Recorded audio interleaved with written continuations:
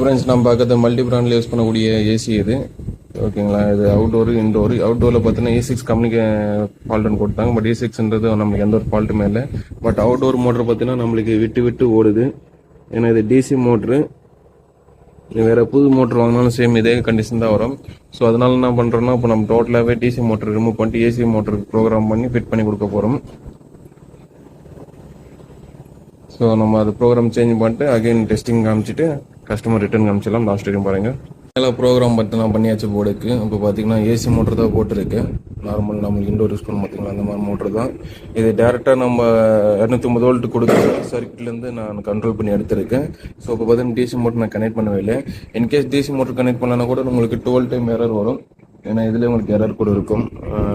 DC motor ஓடலன்னா 12 time LED வந்து அவுட்டோரில் blink ஆகும். அது பார்த்தீங்கன்னா அவுட்டோர் டிசி மோட்டர் ஃபால்ட்டு தான்.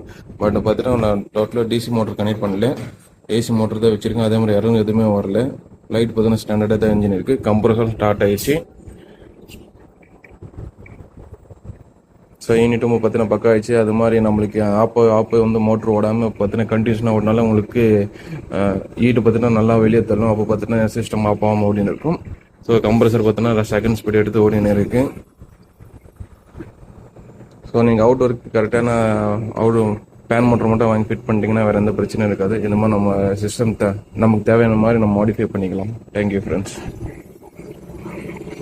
இப்போ வந்து நான் யூனிட் ஆஃப் பண்ணிட்டேன். ஆஃப் பண்ண உடனே கம்ப்ரஸரும் ஆஃப் ஆயிடுச்சு. ஃபேன் மோட்டர் ஓடினு இருக்குது. இன்னும் அதுவும் பார்த்தீங்கன்னா இன்னும் கொஞ்சம் நேரத்தில் ரிலே கட் ஆஃப் ஆகிட்டு ஃபேன் மோட்டரும் ஸ்டாப் ஆகிடும்.